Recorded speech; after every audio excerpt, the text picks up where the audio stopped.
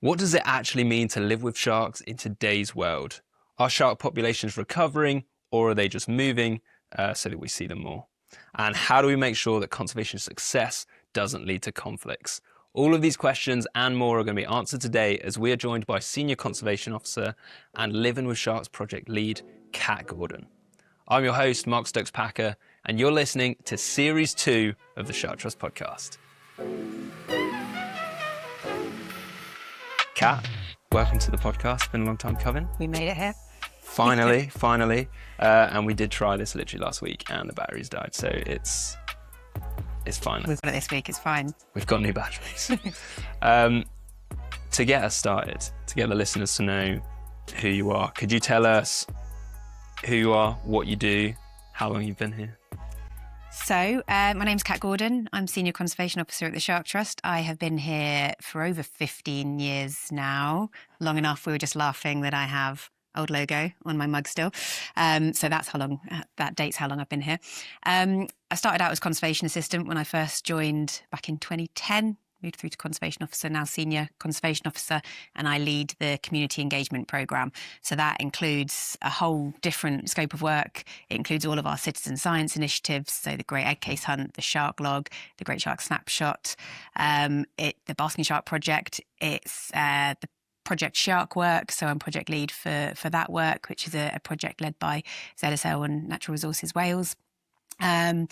I'm a member of the Angel Shark Conservation Network as well. So historically, over my time here, I've done a lot of work on conservation planning documents for critically endangered angel sharks across the Eastern Atlantic and the Mediterranean.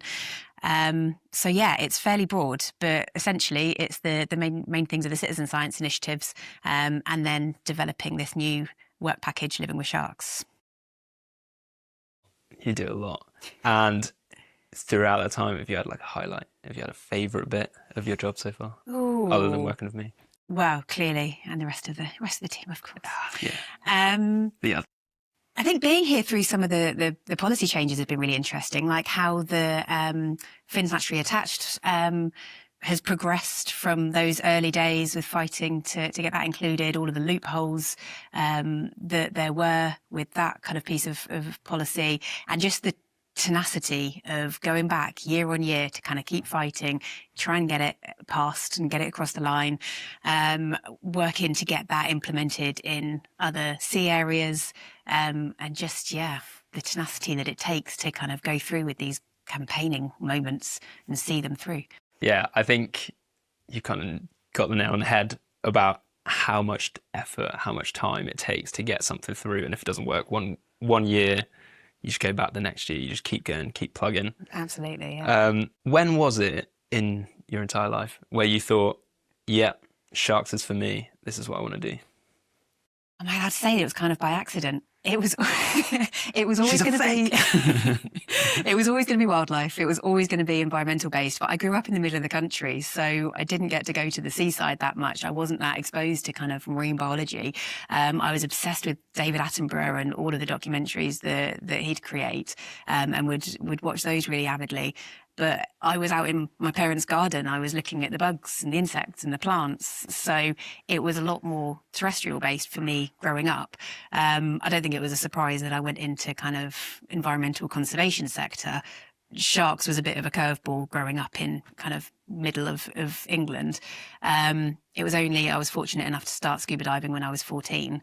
So that really set the scene for me. I just got in the water and was quickly fascinated and obsessed with the underwater world, and was fortunate enough to kind of go on a few diving trips where I could just see how different that was and see that from my own eyes rather than through a TV screen. I remember my dad, when it came to choosing careers, I remember him saying that one of his colleagues' daughter was a marine biologist. He's got no reference of who this is or kind of what that conversation was about, but it obviously stuck with me because I just kind of went, you can do that for a job? You can actually study stuff under the sea? That's amazing. So went on to study marine biology and coastal ecology down here in Plymouth, stayed on to do a master's, and then at the right time, job came up here. So I'd volunteered for a bit here whilst at the Shark Trust whilst I was studying. So that helped getting to know people and getting to understand some of the work that took place. But I'd say it was kind of by accident that it ended up being sharks specifically, appreciating it's quite niche. Was there any other species like when you first went underwater and it kind of opened your eyes to the marine world? Was there any other animal that you were like, it could have been this, but then I chose sharks? Like, was there a way up?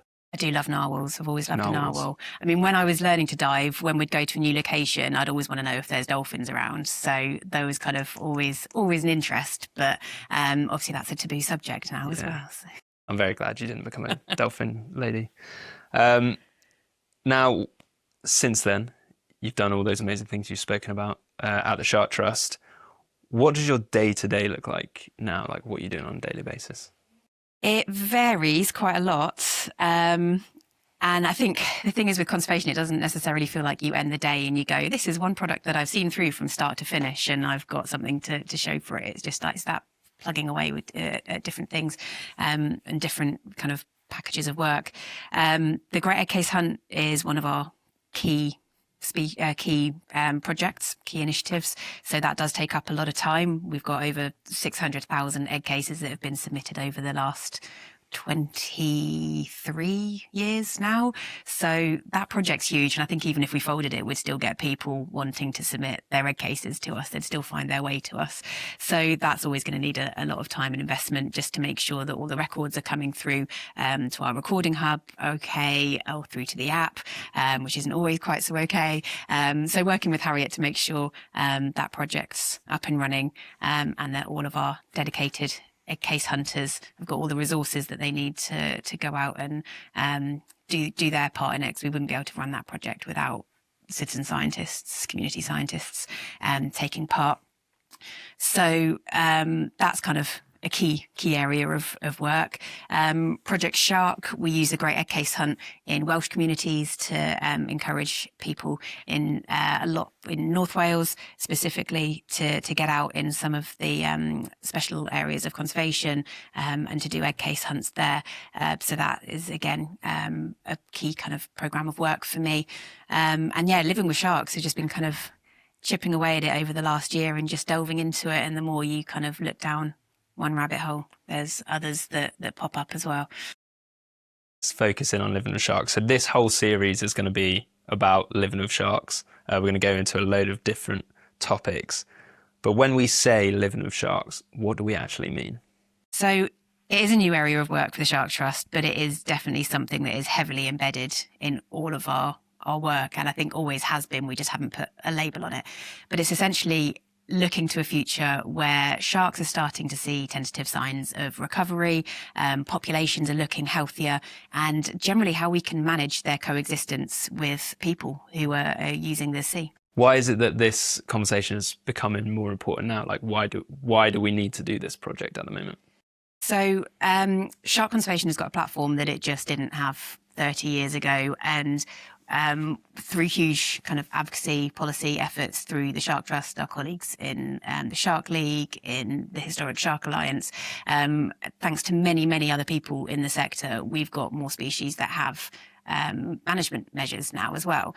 So, and there's also more people who are utilising the water, whether that's as a resource for their livelihood, whether that's as a leisure activity. More and more people live by the sea, more and more people are using the sea. So at some point, we're going to get people who are kind of at the kind of interface with sharks. So it's kind of trying to plan ahead and to make sure we're equipped with all of the knowledge and the information that we need to make sure that's as harmonious as possible, looking at what research has been done previously, what research needs to be done, and just making sure we're prepared. And do you think it is that we're seeing more sharks, or is it just more people are seeing those sharks because we're going in the water more? Like, are there actual signs of recovery, or is it just that there's just this more overlap because we're using the sea a lot more? Yeah, I think it's a bit of both. I think sharks take a long time to recover. They're slow growing, they're late to mature, they produce few young, and they take a long time to kind of regenerate their populations. So it is a long process. So with that kind of 30 plus years of management for some species, then they're starting to kind of show those tentative signs of recovery. But tentative is the key word to use there. It's not the, okay, fixed. It's got management, and therefore overnight the population is going to be improved. It's definitely a long game. So for some species, there are tentative signs of recovery. For others, or other areas, it might be that, more people are using the water, or they're using it in a different way. There's a crossover with water users. So people are swimming there, they're fishing there. There are sharks there. So it might be there's more people. It might be there's more sharks. It's kind of hard to quantify that without knowing what your baseline was originally. And are there other factors that aren't necessarily that the population's recovered, but maybe human-led factors that could bring a shark into an area so that we see more of an overlap? Yeah, so they could come into areas down to, because of provisioning. So whether there's food being provided for them, and this could be incidental, or it could be kind of more intentional than that. So you could have baited shark dives where divers are using food as an attractant to bring sharks into an area, or you could have a case where fishers are kind of gutting their catch and throwing the discarded catch overboard, and that's then bringing sharks into an area. So they're not putting it into the water to intentionally feed a shark, but the sharks will learn to follow a fishing boat, and it's that learned behaviour. In this series, we're going to be looking at loads of different topics, or the key aspects of living with sharks. Do you want to lead us through what those are, and then we can jump straight into them? So we're going to be looking at human-wildlife conflict. So this largely at the minute, we're looking at depredation, which we will go into. We're looking at education. We're looking at beach safety and ecotourism as some of our kind of key themes throughout this work package. There will be far more that would kind of feed into living with sharks, but this is just initially what we've decided to focus in on, and I'm sure there'll be other things that will appear over time as well. So Sharks International 2026 is coming up very soon in Sri Lanka, and we've got this week, yeah. So we've got next week in Kansas. We're going to be hosting an expert panel with different people from different regions to kind of focus in on some of these topics like ecotourism and depredation, and how education can be used, as well as kind of beach safety and management. So, and ultimately how that can be communicated across the sector as well, to make sure it's being kind of effectively discussed in different to different kind of audiences. So whether that's the public, whether that's other scientists, just to kind of make sure that we can take lessons from one area to another area. Yeah, I think that shared learning is kind of what is important about living with sharks, working out what works in one area and can we use it in another area. Yeah, so we can see if some areas have already kind of seen a change in dynamics, and what they've learned, and how other people could input into that learning process. So really excited that these panelists are going to appear on this podcast as well. Yeah, so each episode we're going to be talking to one of these different experts in it. But right now we're going to go into those topics, we're going to have an overview, and then in the later episodes we're going to deep dive into each key aspect. We're going to start with depredation, and it's something we're hearing more and more about. Could you please tell us what is depredation, kind of in simple terms? So shark depredation is when a shark will completely remove or partially remove a catch from a fish's line. This can be done in both the commercial sector and the recreational sector as well. It can be a learned behaviour, so whether the shark hears a boat noise and comes into an area and they kind of become habituated that food might appear, like we said earlier on with the throwing the discards overboard. I had seen depredation on Instagram. There's a very funny account. I can't say it because it's got a swear word in it, but it's the Taxman. And I'd seen it, but I didn't realise it would potentially create a conflict, because those videos, those reels, are kind of framed in quite like comedic fashion. It's kind of like, the taxman's taken half my fish. So why does it matter for both the fishers and the sharks so much?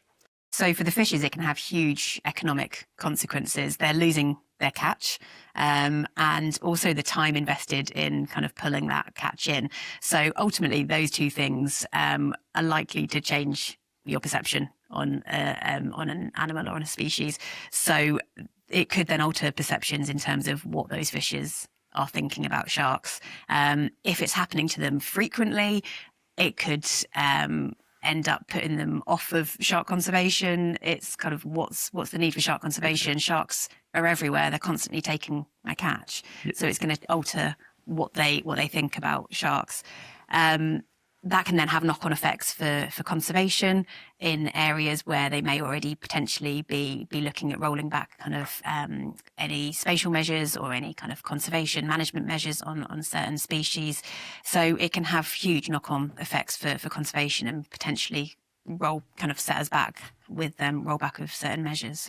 And I mean, we've said it multiple times already, but how long it can sometimes take. It could take decades to get really good management in, conservation management in. So having something that could just roll that back, because that's what living with sharks is all about, I guess. It can also lead to conflict with interest groups as well. So it's not just what the fishers would think about the sharks. We've got some areas like in Florida where divers will have baited shark dives to bring in sharks to the area so they can have an experience with them. In a similar region in Florida, sharks are reporting higher instances of depredation. So potentially you've got divers using an attractant to bring in sharks from an area, the sharks predating on an angler's catch. You could get conflict between the user groups as well. So kind of a human-human conflict as well across between divers and anglers. So we want to explore any likelihoods of that happening as well. So that would be... So the anglers would have fished there for a while and there weren't sharks present, but then the diving tourism industry has actually brought the sharks into that area and then they're eating the fish. Potentially in some areas, yeah. Yeah, I think anglers sometimes don't like divers anyway because we just like swim through their lines that are cast out and sometimes cut them. Is there a plan on how depredation can be solved or mitigated? For shark depredation in particular, there's some different kind of solutions that have been pitched. Largely, they are focused around kind of any behavioural changes, any technological solutions, and then how these are communicated to those different audiences as well. So for technological solutions, you'd be looking at electrical shark deterrents, which have been trialled in some areas. And one of our podcast one of our podcast guests will hopefully kind of delve into that a bit and how he's looked into whether they can have an effective use against depredation instances occurring. In terms of behavioural changes, you've got, do you change the location that you're fishing, the time of day that you're fishing, and try and move to a different region, so you're not encountering sharks at certain times where they might be in that area in kind of higher numbers. And then making sure people know that as well. So communicating that information. If you fish here at this time, then you are likely to encounter more of X species. Yeah, I think that's really important. And when we kind of look at the sharks, you said they're kind of like learning behavior. If you're fishing at the same place each day and maybe the same time of day, they're just going to follow it. Like, sharks aren't dumb. They're quite smart, right? We like to think so, yeah. Yeah. Yeah. Yeah, so even just if they follow the sound, if it's the boat noise that's bringing the sharks into an area, if they're following the sound of the boat noise and they get to a certain location and they know, yeah, straight away, line's going to appear in the water with some food on the end of it, wait a bit longer and something might take that. If they just sit at that location for 20 minutes and just kill the engines, sit and wait before putting the lines in the water, do they notice a difference in the depredation rates that they're seeing? That would actually be really interesting to see. Yeah.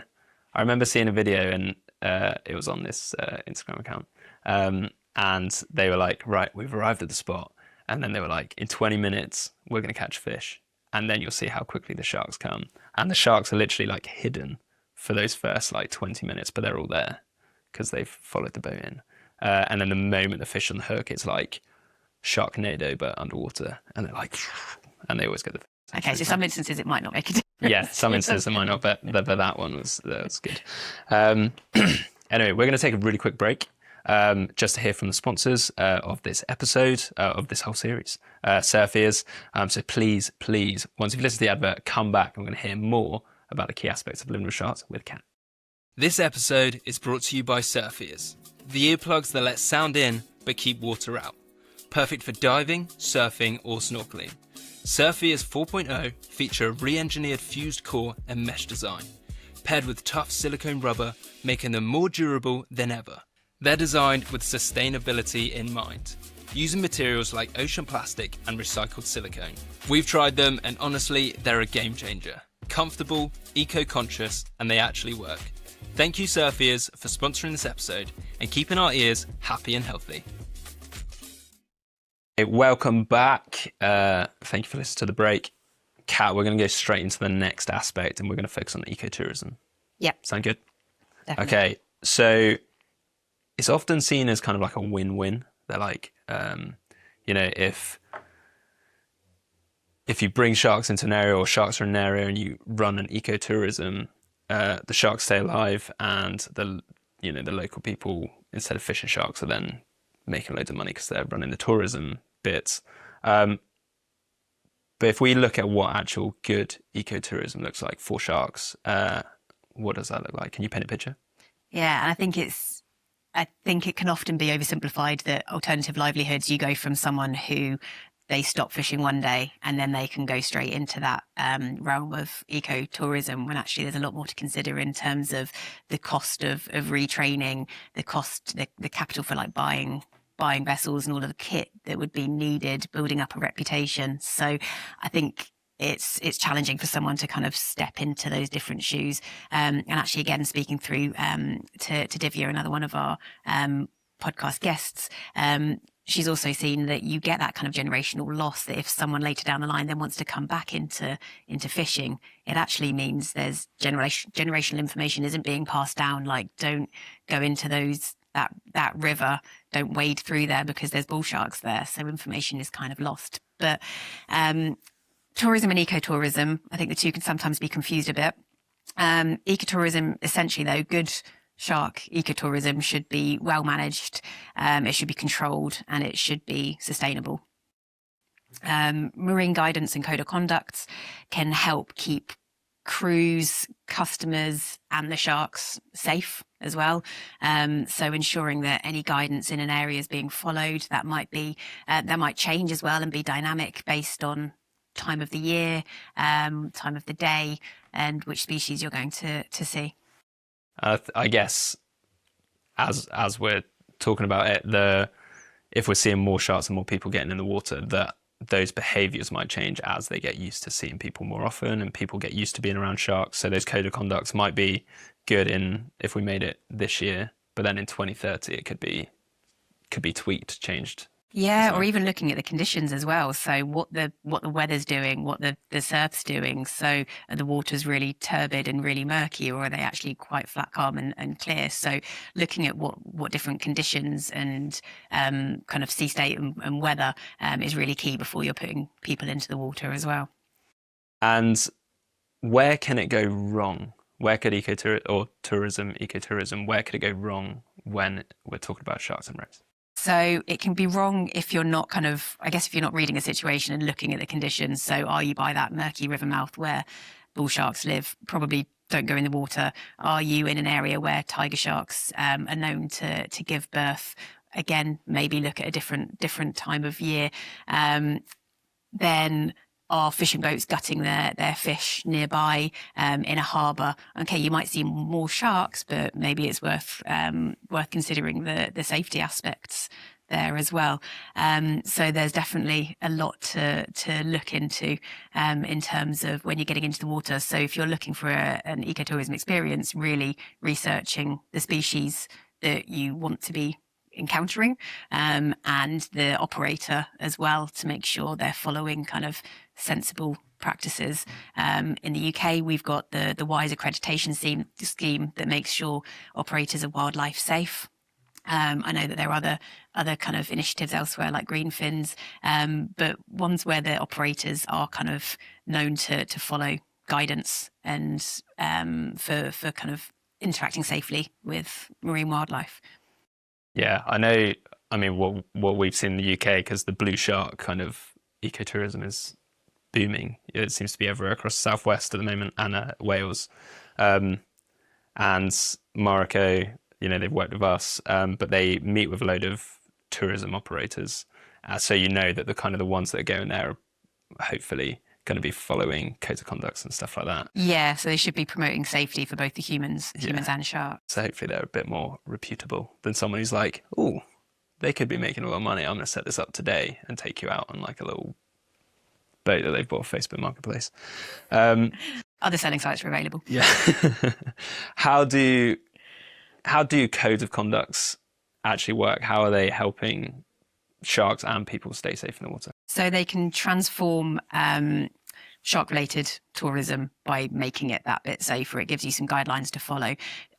For the Basking Shark Code of Conduct that we developed many years ago, it regulates boat speed. So you're going to hopefully reduce your chance of boat strike with individuals if it's an area where they're known to occur. It reduces your boat, requires engines to be in neutral if sharks have been sighted in the area. Basking sharks and whale sharks, similarly, they're large filter feeders. I think they're often tagged as kind of being gentle giants. But firstly, they're quicker than they look. And if you're too close to one of them and you get a tail slap, then you're going to know about it. And basking sharks can breach. So if you're on a small boat, you get too close, they get a bit annoyed with you, or they're taking part in courtship activity, or there's other behaviours going on and you're too close. If they breach, that's a large animal to come out of the water. Yeah, I think I remember watching a video of a humpback whale breaching and landing on top of a boat, and that looked awful. You don't want to, you don't want to put yourself in that situation. So it's about having some kind of self-preservation and looking after your own safety, as well as ensuring that the individuals you're trying to interact with are safe as well. Yeah, you don't want to be hit by something that's the size of a bus and probably weighs like 5 tons or something. Yeah, good idea. Now, we worked on, I thought we could talk about go through a little bit of the codes of conduct that we've helped develop. So with let's start with the Basking Shark one, because we're talking about those, because it's not only obviously the safety for us and the Basking Sharks, but theirs is also about disturbance as well. Yeah. Yeah, so basking sharks are listed on the Wildlife and Countryside Act, which makes it illegal to intentionally disturb, harm or harass them. So you also have legal implications there where I think it's a 6-month imprisonment and a hefty fine if you are seen to intentionally disturb a basking shark. So extra kind of incentive to adhere to a code of conduct. It is, for the basking shark one, it's a voluntary code of conduct. But if you follow it, we would hope that it would, again, keep you and the shark both safe. And that's for people who are snorkeling with them, just swimming in the water, kayaking and paddleboarding. Yeah. We added some guidance on there for drones as well, as more and more people have kind of operating drones. So just in terms of that, not flying too close to them and keeping a safe distance. Yeah. If we then go into another species, let's say the blue shark, because we helped with the code of conduct, so I know we've done that one. Do you want to talk about that? Like, what are the steps? Who was it that worked on it? Yeah, so Gonzo at Morocco, again, going to be one of our guests. He led on the development of the Blue Shark Code of Conduct, but it was very much done in co-development with tour operators in the southwest of England and in South Wales. So it was done in co-design. It was honed each season as well. So that's been in play for a couple of years now. And each year they'll reconvene at a workshop. What worked, what didn't, what did they notice with sharks' behaviour, people in the water, and how it can be adapted. So we advised and commented on that code of conduct as well. But essentially it's done to minimise disturbance of the sharks, to limit chumming. So chumming is when you're putting an attractant into the water, but it's more like laying out a scent trail for them to follow, to bring the sharks in. In the UK, you're not likely to just happen upon a blue shark whilst out on a snorkeling or diving experience. You need something to kind of draw it into the area.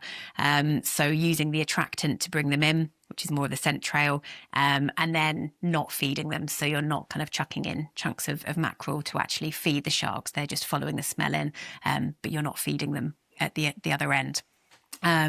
So that's been a couple of years that one's been in play now, and a number of the operators in the region are using that. the swim with operations for blue shark is an interesting one. In many years ago, there was 2 operators in Cornwall that would go out and offer this experience, and now a lot more operators are out there doing it. So it's a sensible time to get a code of conduct, again a voluntary one, but one that has buy-in from the operators that are leading the experiences, to make sure they're keeping their customers safe and the sharks are kind of being respected and kind of disturbances minimised. Yeah, I think that's really important. I think also having the tour operators as part of it, so they don't just feel like they're just being like, you have to do this, you have to do this. They're part of creating it, which was really, really important. And ultimately, they're seeing the changes in behaviour as well. So if they've got kind of guides in the water or on the boat, they can see the changes in the shark behaviour, and they'll know whether to go, actually, I want people out of the water because something's changed here. The dynamics changed, or there's more sharks that are coming in, or they're getting a bit feisty, they're getting a bit close. As soon as you put some cameras in the water with blue sharks, they're so interested. The electric charges that are given off by the cameras, they will come right up to the houses, which is why you quite often see some fantastic images of blue sharks that are so close. But it can sometimes change their behaviour and how they are kind of moving through the water and using that space. So I actually saw that firsthand. So back in July 2024, I went out of Plymouth Marine Safari. So Lauren O'Connor, who run that here, and my soon-to-be brother-in-law, getting married soon, he was in with a 360 camera, and these sharks had just been swimming around us this whole time. There were like 8 of them. It was absolutely amazing. But one of them was just obsessed with this camera, like coming out, whether it was the light going through it or the electric pulses coming out of it. And Lauren was like, either we need to get out of the water and see, because this shark was getting a bit wanting to bite the camera housing. And then she was like, either we need to get out of the water or you need to get that camera out now. And we got the camera out, and then the shark just chilled out. They just completely settle again. So one was following the code of conduct, which they did really well, but then also being able to adapt when they see that shark behaviour change, which is really cool to see. Social media can often feed bad practices as well. So you see something, you want to try and replicate it, and that can have catastrophic consequences. And again, you've potentially got the risk of rolling back conservation measures. Yeah, when it goes wrong. Stop touching the sharks, guys. So follow marine guidance and code of conducts, not social media, is a key thing. Yeah. It's just harassing. We're going to jump topic. We're going to head over to beach safety and bite mitigation measures. Something that a lot of people don't like talking about. Sometimes it's uncomfortable for us to talk about, but it's something we do need to talk about. When we talk about living with sharks in the future, this is something that's really important, because it's something that is it's always in the media. It can be quite emotive, and it's something that could push conservation measures back. Probably quicker than some of the other ones. So sometimes things happen that we aren't expecting, and it may not have been an issue before for that community, so they might not be prepared for it. So how important is it that we learn from what's happened in other places so that we know what to do in places that it might become a new thing? It's vitally important that we learn from other regions. I think some areas with large predatory sharks are kind of slightly more used to instances than others. And again, I know one of our guests, Addy, will talk about an incident in Israel, which was fairly unprecedented. So it's not a one-size-fits-all solution. You can't take a solution from that area, and you might not be able to just lift that up and put that into a different region, and that's going to solve everything. But there's definitely elements that you can learn. And us as a community of kind of shark researchers, scientists, academics, conservationists, if we can kind of help act as that hub and link people together. So we are learning about information in different regions and what led to instances happening. Then I think we can all learn from that and help kind of better situations, be more proactive with responses when things happen as well. Yeah, and I think like there, as you said, there's some places where they're kind of used to having these large predators around. Like if you look at Australia, they've got some amazing things already set up to help with beach safety, whether that's like shark spotters, drones, or whatever. So, and then there's others that are maybe a bit newer to this and they don't have those things set up. So this could be a way that we can almost give them tools to develop it. Yeah, and different situations as well. Like even in South Africa, you've got some regions like in Cape Town where they've got shark spotters and they've got kind of drone surveillance and they can do kind of real-time alerts, but they've got nice clear water where you can see the sharks in the water.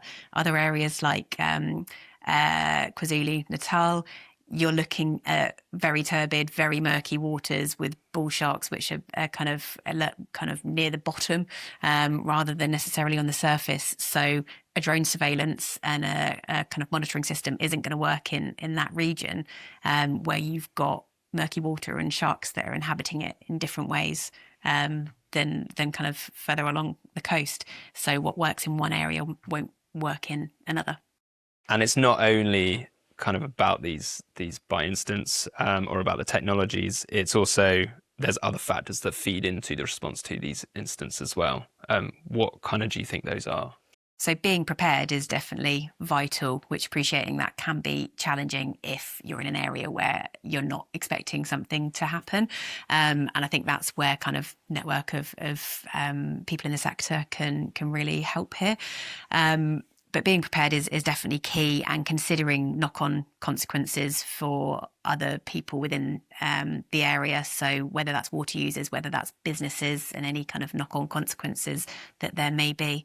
And showing compassion. I mean, by instances when they occur can be incredibly tragic, and they are very emotive thing as well. So making sure they're kind of dealt with compassion is absolutely crucial.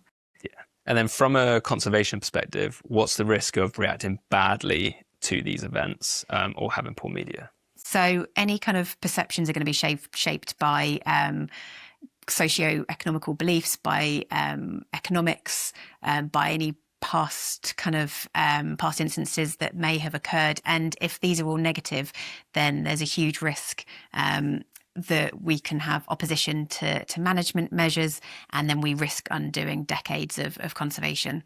And if we get this right, what does that future look like? If we get it right, we've got the dream of peaceful coexistence between sharks and people. And then what does that beautiful, dreamy world look like? I guess people respecting sharks, people having kind of that healthy respect as you would do for any kind of large predators, and just making sure you're kind of using the water in a safe manner. You're putting you've got the onus of the safety is on yourself. You're not waiting for someone else to kind of tell you what to do. You are reading the situation, reading the conditions, reading the location that you're in. You're prepared, and have that full respect for these large predatory sharks.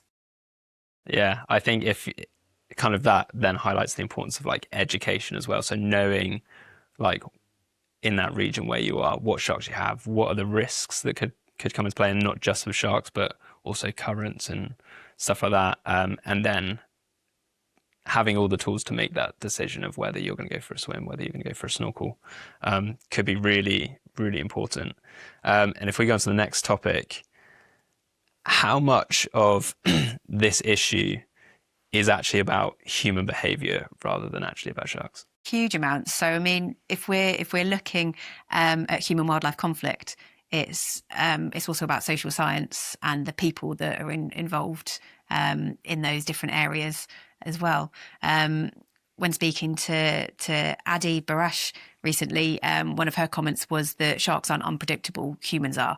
And that's very, very true as well. When people are kind of using water in different way, and things are changing. I mean, wetsuit technology and things that are allowing you to be in the water for longer have changed huge amounts over the years. So it's allowing people kind of more access to staying in the water. So it can really alter people's behaviour and how they're utilising the water. Are there places in the world that are kind of already living with sharks right? So I'm not sure that anywhere would be 100%, but I think the Bahamas is a good example. That's an area where shark fishing activities has been banned for the last 15 or so years, but they still rely very heavily on sharks, and it's arguably one of the shark diving capitals of the world. You go into the schools and the kids will know the economic value of sharks and that they can bring in over $100 million in tourism efforts, but not necessarily what the value of sharks in the ecosystem is. It's more about the kind of the economic value. But they rely very heavily on sharks and people coming to the region to interact and to experience diving with sharks. And we see it on land a lot. So for terrestrial animals, when you have kind of these human and animal conflicts or coexistence things come up, do we have tools and resources for the marine environment or for sharks specifically that we might have for like bears, wolves, or lynx? So I think, again, it kind of comes down to educational, technological and behavioural kind of solutions that can be adapted. So the educational, you've got the marine guidance and the codes of conduct that are telling you what species might be in a region and how you should be interacting with them or not interacting with them, like not to get into the water in these regions. Again, in the Bahamas, some of the locals all there will know not to swim on certain beaches, but is that information being portrayed onto tourists? So how is that kind of effectively communicated elsewhere? For the technological solutions, again, using those drone surveillances and alert systems. Some regions have smart buoy technology as well, where they are attracting sharks using a kind of a buoyed system. Then they've got kind of half an hour for licensed operators to go out and then untangle and then remove and release that individual. So it's a non-lethal way to capture sharks near some beaches, but then you're kind of moving them elsewhere. So it's an expensive program of work and not one that, again, would necessarily work in other regions. But there are other kind of technological adaptations that could be used. So behaviour changes as well. You could have, if you're going out to a surf spot and there's no one else in the water. One of my old friends used to, if he was going surfing and there weren't other people in the water, why is there no one else here? If there's no one else on the beach, then I'm not gonna get in yet. So he's just gonna wait, and then it's kind of that power in numbers. If just following your gut, I guess, and your instinct, and if something feels amiss and you don't think that's the right day for it, then don't go in. So just adapting your behaviour. And I think, yeah, people probably do that in certain areas where they're already with large marine animals. I remember looking at the Malibu artist on Instagram, and he sends up a drone and he's trying to show how close sharks and humans are together, but they like without realizing, paying attention to either.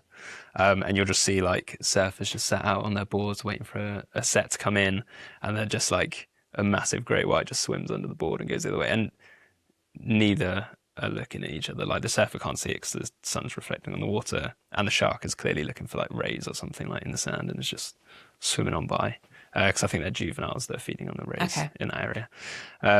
So again, relies on nice clear water to be able to see through the water. Yeah.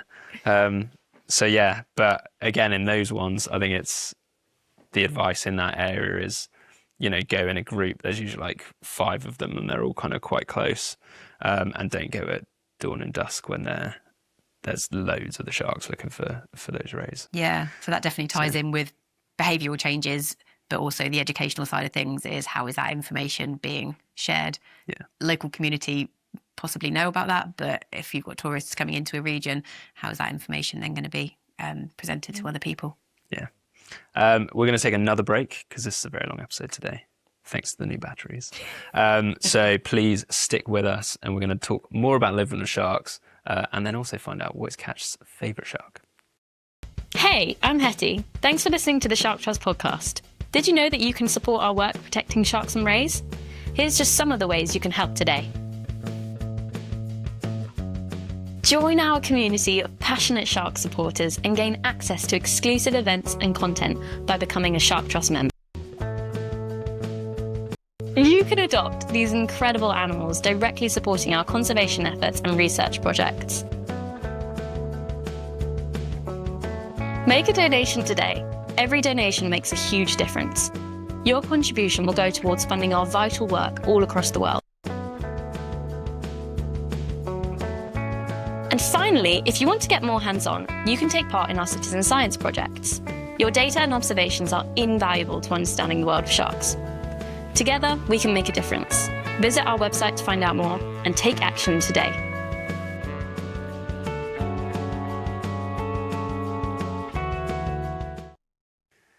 So, Kat, a theme that has gone throughout this whole conversation is the importance of education, which is literally what we were just talking about. How do you make sure that everyone is getting that? How do you make sure the community is getting that? And how do you make sure the tourists that are visiting that might not know it are also gonna know what's going on? So I think having offering a kind of multifaceted approaches and people take in information in different ways as well. So using as many different kind of mediums as possible is always going to be helpful, including it in formal and informal educational settings. Tourist boards, I think, have a part to play, and airlines. If you're going to this region, you may encounter this species. There is this kind of marine guidance code of conduct you can follow, and just ensuring that people are kind of more aware of what species they might encounter, what their behaviour is. So there's definitely a part to play in that sense, and targeting all age groups, using all social media platforms, just kind of trying to reach as many different people as possible. Yeah, I think what I just remembered then, I went to Thailand to go and see one of my mates, James, who used to work here. And when I got there, one of the first things they told me when I went to this island, because I was going to go diving, is do not touch a turtle. If you touch a turtle, you'll get fined 10,000, the equivalent of £10,000. And I was like, okay. So having like a similar thing that instead of you're going to get fined £10,000 for touching a turtle, still keep that in there, but could be these are the sharks that you're going to need to be aware of if you're going off snorkeling, diving on your own. Yeah, would be really important. And touching on that sense, but tangent back to what we were discussing earlier on, in Western Australia, there are some code of conducts. We've spoken about the basking shark and the blue one, which are voluntary code of conducts. There are some that are enforceable. And in Western Australia, the onus is on the licence holder on the vessel and any infringements of the code of conduct, and they can be landed with a hefty fine. So it puts the onus on the tour operator rather than the individual to keep people in line, so that fine would go to the operator rather than the people. So they need to make sure that they are following it. So there are different models of codes of conduct and marine guidance, but yeah, I mean, Australia is a key example, isn't it? People know that there are white sharks in certain regions of Australia. There are bull sharks, but I think it can vary. It's a big old country, and it can vary depending on where you are. So having some of that information transmitted in terms of you are in this region, these are the species you are likely to encounter. This is how they behave. This is when to avoid being in the water, could have huge educational benefits. Yeah, I didn't really think, when I thought of kind of you'd have different maybe codes of conducts for different areas, I pictured it as like different countries or different oceans, whereas Australia is so big, it's like what's up in the north and what's down in the south is very different. Completely you get different. completely different species. Yeah. So what does good public engagement look like? Good public engagement is listening to what communities have to say and making sure everyone's voice is heard. So very much doing things in co-design is going to be a lot more effective than simply kind of telling people what to do. So we're going to be diving deeper into depredation, ecotourism, the human behaviour, human and shark behaviour and how that changes with those experts. What is one question you think we need to answer across this series that I can then ask the guests that come on? How do we plan ahead and manage recovering shark populations to ensure coexistence is as harmonious as possible? I think if everyone can answer that, we'll be in a much stronger position moving forward. That's a good question. It almost sounds like a PhD title as well.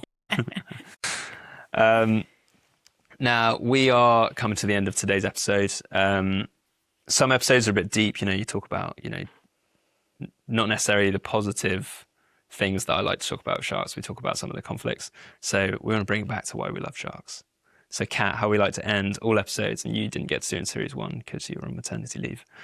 Could you tell us, what do you think is the best shark and ray and why? And I will not judge you. All right and wrong answers. Okay. So the best rather than my favourite. The best, yes. I think one that I'm going to go with the great hammerhead, because I think they're fascinating. I think the fact they've got that wide flattened head, the cephalofoil, that they can use that to give near 360 vision is incredible, that they can see nearly all around them. Using it like a metal detector to go and, like, it's packed full of sensory pores and the ampulla of Lorenzini, so they can go and use it as a metal detector to go and find anything hiding in the sand that they want to eat. Like, I think that's quite a cool adaptation. They're one of the most modern sharks that we have. And I say modern, I still mean like 25 million years old. So modern in the shark sense. But yeah, I think they could possibly be a contender for best shark. They're definitely one of the most iconic. And then you did ask, what is your like best shark or my favourite shark? Do you have a favourite one as well? I do like the goblin shark. I like the weird and wonderful ones, possibly why I pitched for hammerhead and that as well. But yeah, goblin sharks, protruding jaws to go and catch their prey, bubblegum pink hues in their skin because the blood vessels are close to the surface, deep water, look weird. I think they're fascinating. Fair play. 2 good choices, even if I was judging you. Still did very well. Now, Kat, thank you very much for joining us on the podcast, finally. It's been absolutely wonderful to talk through all of this. What I'm going to ask you is, once I've interviewed everybody else, and you've also gone to Sharks International and learnt loads more, do you want to come back on and you can answer some listeners' questions? Yeah, we'll have a debrief. Yeah. Happy days. Thank you. Thank you so much for everyone listening to today's episodes. If you have enjoyed it, please like, share, give us a rating. And if you have any questions that you want Kat to ask at the end, please comment them below and we will get answers to them. Thank you to our Series 2 sponsors, which are Surf Ears.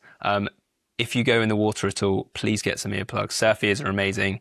You do not want to rupture your eardrums. It's happened to me a lot. It's awful. And thank you to Revolution Studio for designing all of our podcast artwork. If you want to donate and support our shark conservation work, you can go to our website, sharktrust.org, and you can donate on there. You can become a member. You also get exclusive access to these episodes early. Or you can even adopt a load of sharks. We've got loads of sharks on there to adopt. Thank you to Louis Hogan, who does our video and sound editing. He's off screen, but he's very motivated and great at doing his job. And then the research and planning for this episode and this series has been done by Kat Gordon herself and me. I've been your host, Mark Stokes-Packer, and you've been listening to Series 2 of the Shark Trust podcast.